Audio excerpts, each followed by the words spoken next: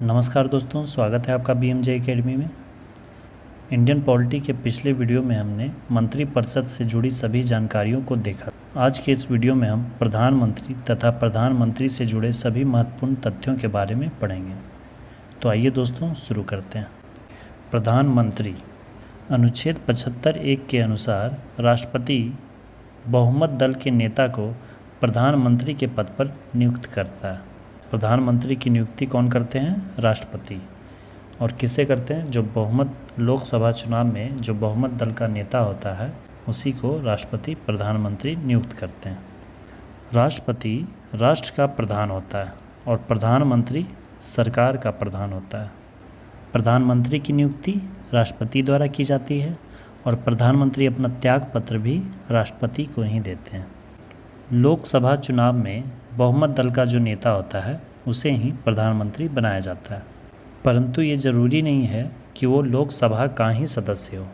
वह लोकसभा या राज्यसभा किसी का भी सदस्य हो सकता है, और अगर सदस्य नहीं भी है तो भी वह प्रधानमंत्री बन सकता है, परंतु उसे 6 माह के भीतर संसद सदस्य बनना होगा। प्रधानमंत्री बनने के लिए न्यूनतम आयु 25 वर्ष होनी चाहिए और अधिकतम आयु की कोई सीमा नहीं है। सबसे कम आयु के प्रधानमंत्री बने थे राजीव गांधी और सबसे अधिक उम्र के प्रधानमंत्री थे मोरारजी देसाई। कार्यकाल 5 वर्ष का होता है, या कह सकते हैं राष्ट्रपति के प्रसाद पर्यंत। जब तक लोकसभा का कार्यकाल है, जब तक मंत्रिपरिषद है, तब तक प्रधानमंत्री भी कार्य करते हैं। इससे पहले अगर सरकार गिर जाती है, अविश्वास प्रस्ताव पारित हो जाता है सरकार के प्रति, तो सरकार को इस्तीफा देना पड़ता है। तो उसमें मंत्रिपरिषद और प्रधानमंत्री सभी लोग सामूहिक रूप से इस्तीफा देंगे। तो वैसा में 5 वर्ष से पहले भी इनका कार्यकाल समाप्त हो सकता है। वेतन सांसद को जो वेतन दिया जाता है वही वेतन दिया जाता है। इसके साथ ही प्राइम मिनिस्टर के लिए अन्य भत्ते भी दिए जाते हैं। प्रधानमंत्री की शक्तियाँ क्या क्या हैं, क्या क्या कार्य हैं? प्रधानमंत्री के कार्य और शक्तियों में मंत्रिपरिषद की बैठक बुलाना और उसकी अध्यक्षता करना, मंत्रियों के माध्यम से विकास कार्य का नेतृत्व करना, राष्ट्रपति को सलाह देना नियुक्ति संबंधी विषयों पर, राष्ट्रपति को विकास की जानकारी देना और लोकसभा के प्रति उत्तरदायित्व। इसके अलावा लोकसभा के विघटन के प्रति सलाह राष्ट्रपति को देते हैं। संसद, सरकार या मंत्रिपरिषद का गठन प्रधानमंत्री ही करते हैं। किस सांसद को, किस मंत्री को कौन सा मंत्रालय देना है, ये सब का निर्णय प्रधानमंत्री ही लेते हैं। इसके अलावा कुछ प्रमुख आयोग होते हैं जिसकी अध्यक्षता प्रधानमंत्री द्वारा ही की जाती है, जिनमें से नीति आयोग की अध्यक्षता प्रधानमंत्री द्वारा ही की जाती है। उसके अलावा अंतर्राज्यीय परिषद का जो गठन किया जाता है राष्ट्रपति के द्वारा, उसकी अध्यक्षता भी प्रधानमंत्री ही करते हैं। राष्ट्रीय विकास परिषद, उसकी अध्यक्षता भी प्रधानमंत्री करते हैं। राष्ट्रीय जल संसाधन परिषद की अध्यक्षता भी प्रधानमंत्री ही करते हैं। यदि प्राइम मिनिस्टर इस्तीफा दे दे या मृत्यु हो जाए तो मंत्रिपरिषद बर्खास्त हो जाती है, विघटित हो जाती है। ऐसे में फिर राष्ट्रपति फिर से बहुमत दल को नेता चुनने के लिए कहते हैं, और बहुमत दल जो है अगर वह अपना नेता चुन लेती है तो राष्ट्रपति उसे प्राइम मिनिस्टर बना देते हैं, प्राइम मिनिस्टर के पद पर नियुक्त कर देते हैं। फिर से जो नया प्राइम मिनिस्टर आता है वो फिर से कैबिनेट मंत्री या मंत्रिपरिषद की नियुक्ति की सलाह राष्ट्रपति को देता है, और फिर उसकी सिफारिश वो राष्ट्रपति को देते हैं और राष्ट्रपति फिर उनकी नियुक्ति करते हैं।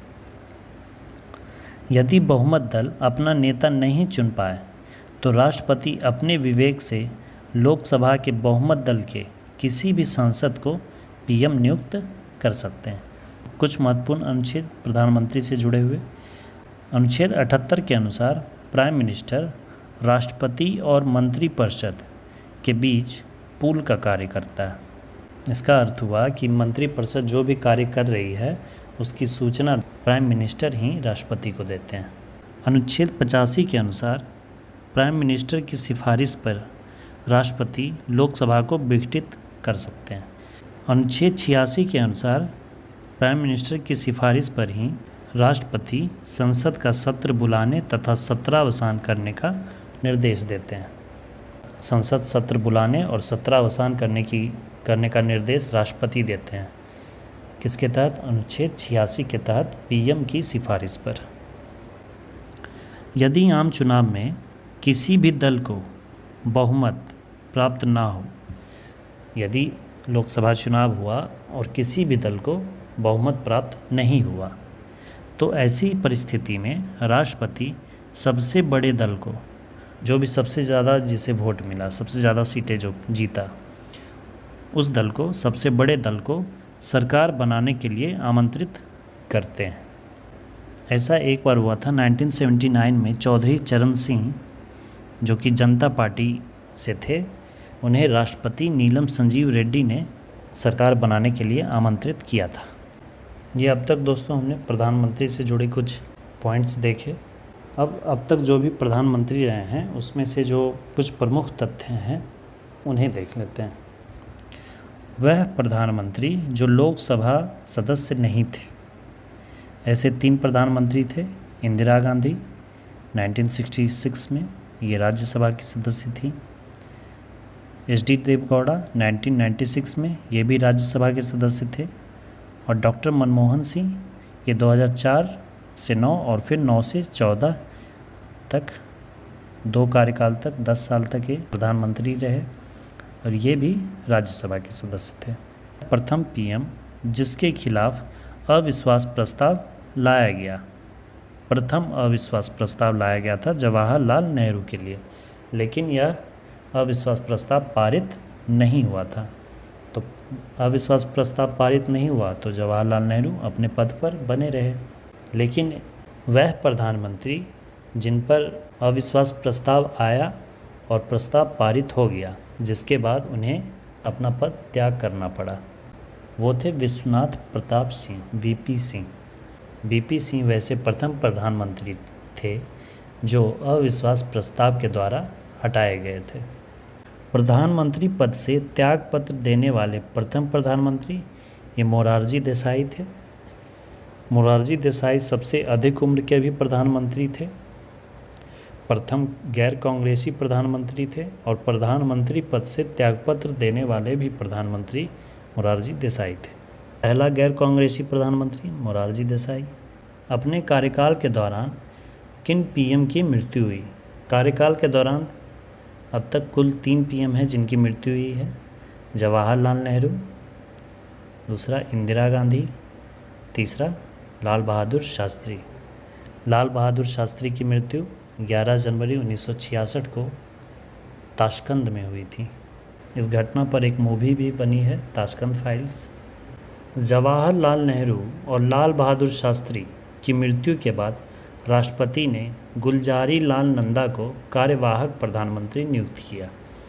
विश्वास प्रस्ताव पर मतदान से पहले ही इस्तीफा देने वाले प्रधानमंत्री ये थे चौधरी चरण सिंह और अटल बिहारी वाजपेयी। चौधरी चरण सिंह वैसे प्रधानमंत्री हैं जिन्होंने कभी भी लोकसभा का सामना नहीं किया। 2 या अधिक बार प्राइम मिनिस्टर कौन रह चुके हैं अब तक?